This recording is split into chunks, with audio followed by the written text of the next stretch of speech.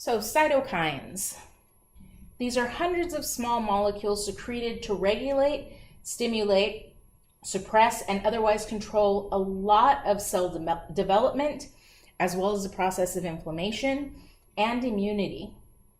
They are produced by many different cell types: monocytes, macrophages, lymphocytes, fibroblasts, mast cells, platelets, even endothelial cells, the lining of your blood vessels. And depending on which one you are talking about, the effects may be local, I cut my finger, or they may be systemic, where it goes through your whole body. In a fever, the cytokine that's being used is called pyrogens.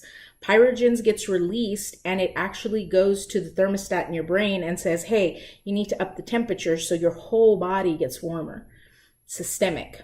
It's different than local, just being my finger. Again, depending on which cytokine you're talking about, it can be short-term or it can be long-lasting. It can be specific or non-specific, and it can be protective or pathologic. You've got to look at what's being released. Remember earlier I said MPS? This is it, mononuclear phagocyte system. Within your lymphatic organs, you have basically what amounts to a filtration system. You have all of these little tiny fibers that create filters in your lymphatic organs that also house the macrophages and the neutrophils and the dendritic cells, the phagocytes, the ones that eat things. When you are an invader inside of a host body and you end up in one of these lymphatic organs, you get caught, just like dust fibers get caught in an air filter in your air conditioner. And that wouldn't be so bad if you didn't have things that were actively trying to kill you, looking for the fact that you have been trapped.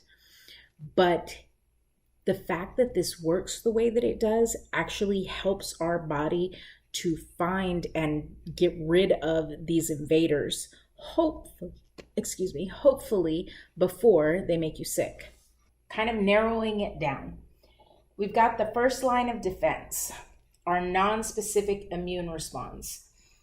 We have inborn non-specific defenses that can be divided into physical, chemical, and genetic barriers that impede the entry of not only microbes, but any foreign agent, poisons, things like that, whether living or not. And this is shown in this figure. So if you look in the figure, we've got earwax, tears, sebaceous glands, mucus, intestinal enzymes. So let's look at some of these specifically. Our skin is a first line of defense. It is a mechanical barrier with dry acidic conditions that continuously sheds and that we routinely wash. So our skin has oil on it. If you think, oh, my skin is so dry, touch a window, I bet you'll leave fingerprints. You have oil in your skin.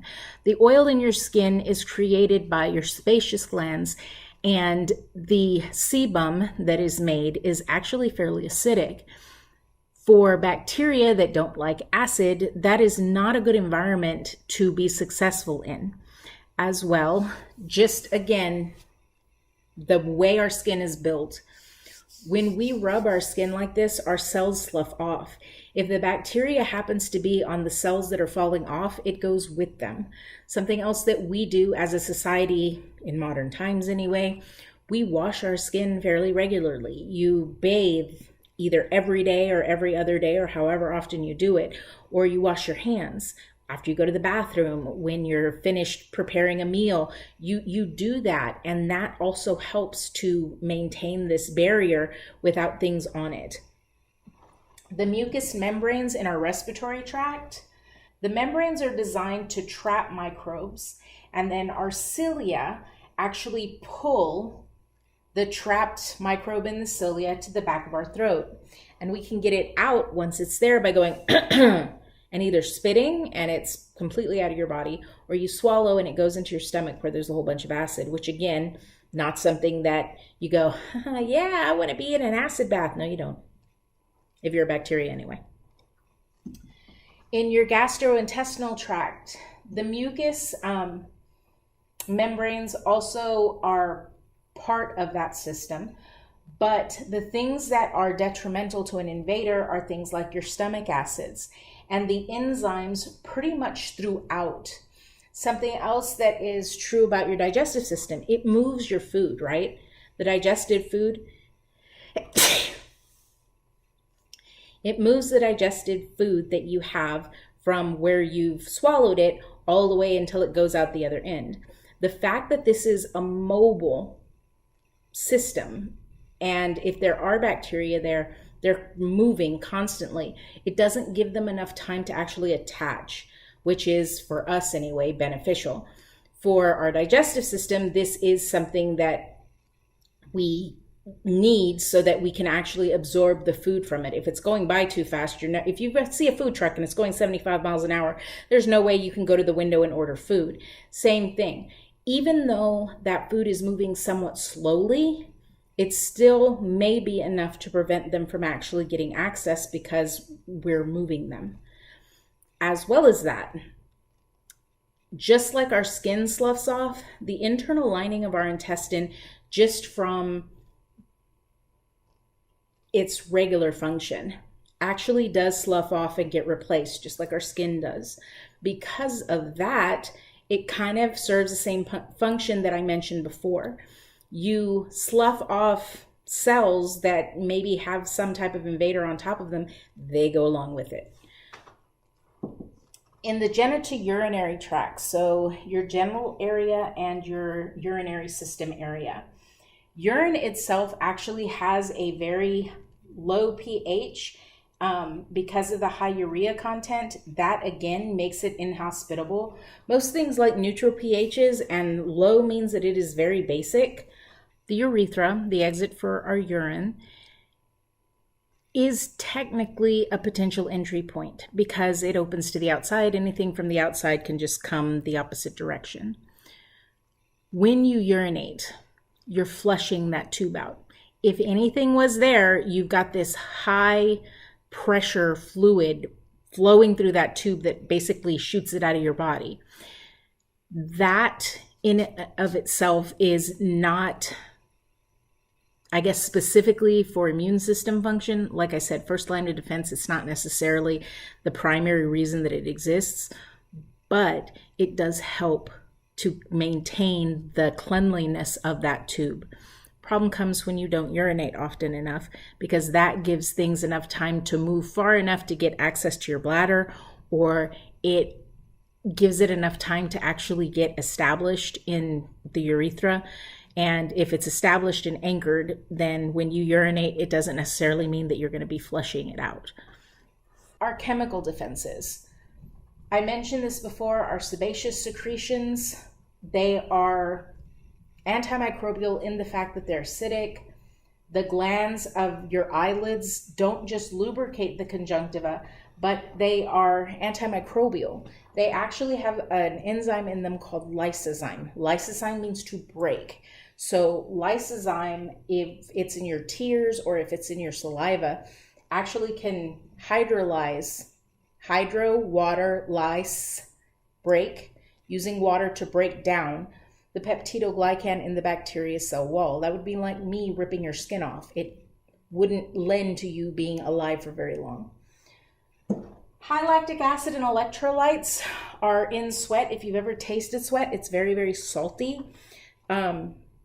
Microbes don't like salty environments either, unless I'm an extremophile that's in archaea.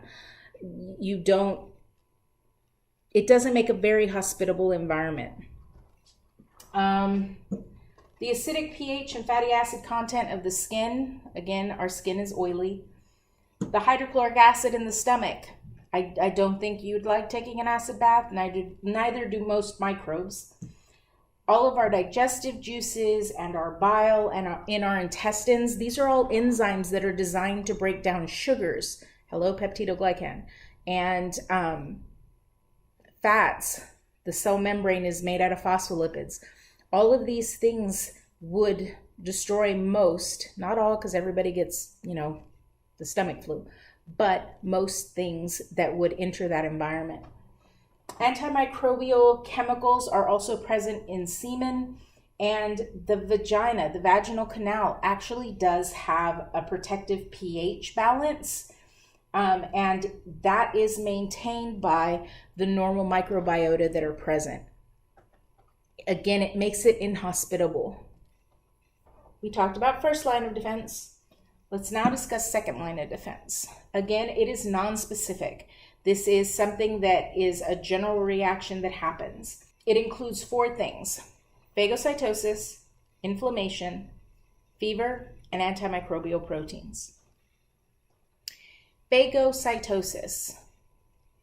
Honestly, when you break down the word, phago means to eat, cytosis means cells. This is cell eating. That's what it means. The general activity of phagocytes include surveying the tissue. We talked about the fact that we've got our phagocytes looking to see what's around. They discover microbes, even particulate matter, like if dirt gets into a wound, or if, let's say, I cut my finger and some of my cells are damaged, they look for those too, and you need to clean up. Before I can do repair, I have to clean up any type of debris that's there. If I were to tear down the building to build a new CBC building, it's not like I could leave all the rubble and build the building on top of it. I need to remove all of that, start with a clean slate, and then build. Same thing in your body. If I've got cells that have been damaged in that cut in my finger, they've got to be taken away so that I can repair it. They ingest and eliminate these materials. Phago means eat, right? So they are literally eating these things and then breaking them into pieces. They also extract immunogenic information. Remember I told you there were antigen presenting cells that go, here, look what I found. They're literally taking the antigen that's on the surface and going, here, you need to look at this, okay? To the proper, I'll say authorities, the right cells. We have 2 major types of phagocytes, neutrophils, and then the monocytes that become the macrophages. Remember, it's the same cell, it's just life stages. So it's going from a toddler to a teenager, I'll say, which doesn't make sense, but just go with me on it. Neutrophils, it's a general purpose phagocyte. Usually, if there is infection, they are the first to show up. They are the first responder, and when you do a CBC, a complete blood cell count, if you have really high numbers of neutrophils, usually it indicates that there is a bacterial infection. And neutrophils are also the primary component of pus. The other major phagocyte that we have is the macrophage. These are monocytes that transform into macrophages. That's why they're always together. M&Ms are always together. Once they leave the blood, there are 2 types of macrophages. Fixed, which means that they sit in one organ all the time and they never leave. You've got those in your liver as Kupffer cells. You have them in your spleen as well to help deal with red blood cells. And you've got wandering. Wandering are the ones that circulate in your blood. And they're always looking to see if they get called to a certain area. These are also the second responder. They respond later in the infection. Now, something to keep in mind, these guys work one time and then they die. These guys can do it 100 times. Clean up debris, clean up cell bits, clean up invaders. And even though they arrive late, they are responsible for most of the cleanup. When you have a high number of macrophages, usually it indicates a chronic infection, something like tuberculosis that doesn't go away very quickly. The process of phagocytosis. This is the one slide that you will have in your PowerPoint. I've broken it down so that I can show you each individual picture, but it's the same picture, it's just with images blown up so you can see them while I talk about it. Phagocytosis is literally the physical process of engulfing invaders. I'm just bringing them into my cells so I can destroy them. This can be isolated, it can happen in your finger, or it can be systemic. If there is an infection that is everywhere, this happens everywhere. There are 5 steps to phagocytosis: chemotaxis, ingestion, phagolysosome formation, destruction, and excretion. So the first step, chemotaxis. Chemotaxis, Phagocytes migrate into a region of inflammation with a deliberate sense of direction, attracted by a gradient of stimulant products from the parasite and host tissue at the site of injury. When you get injured and cells are ruptured, there are chemicals inside of that cell that all of a sudden are outside. That is a chemical red flag to any type of phagocyte that's near it, that something happened here and you need to come here. Think of it being akin to a dog or a cat in heat. I know that sounds weird, but listen. When a cat or a dog is in heat, they are releasing chemicals into the air that smell a very specific way. And when the males walk by and they go, they will follow that smell back to the source. That's basically what chemotaxis is, except with phagocytes.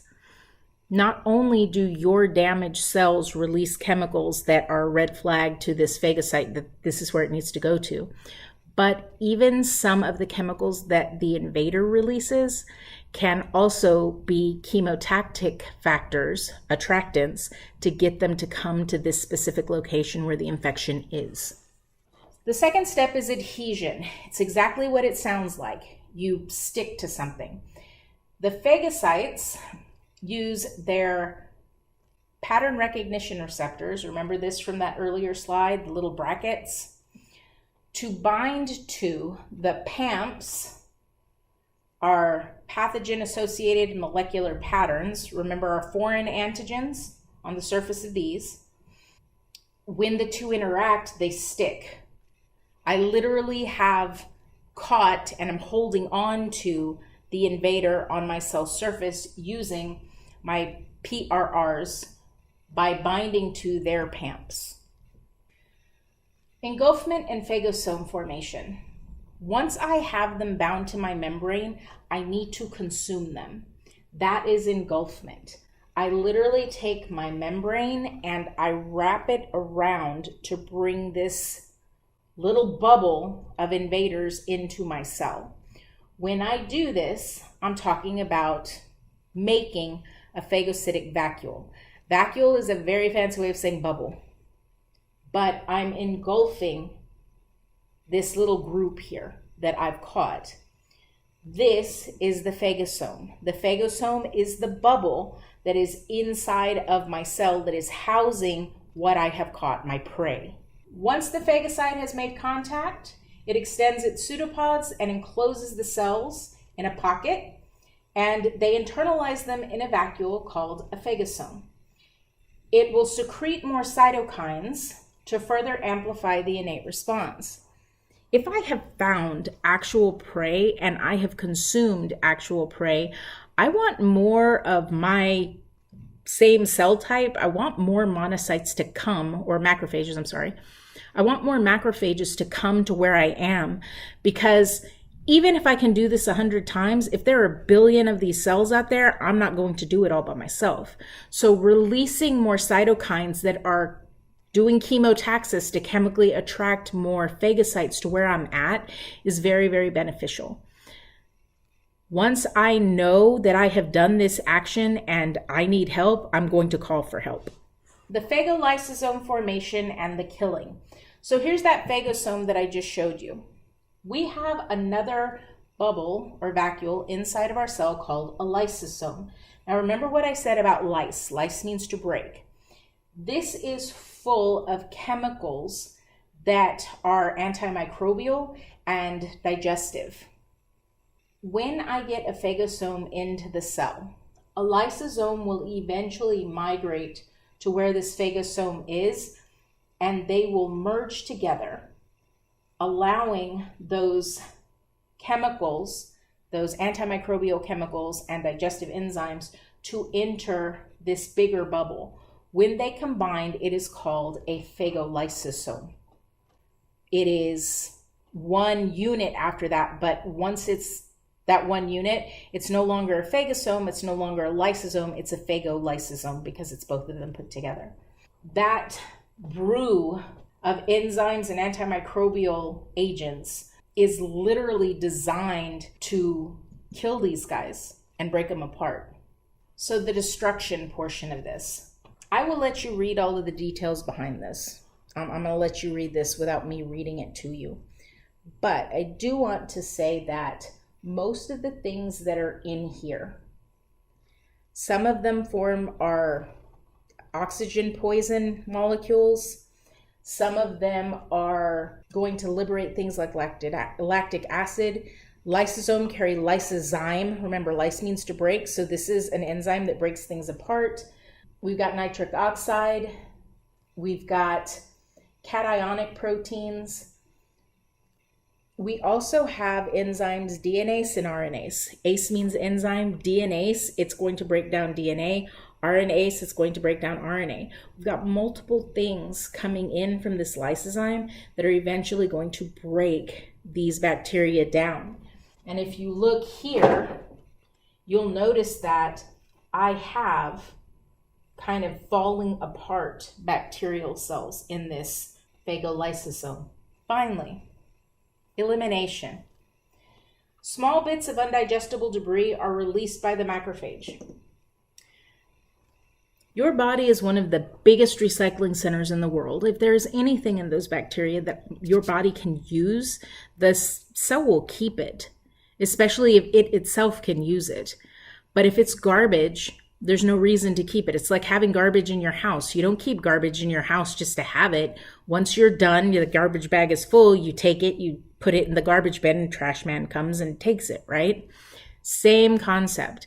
If I have junk that is not usable, I'm just going to exocytose it and get rid of it. There's no reason to keep it in my cell.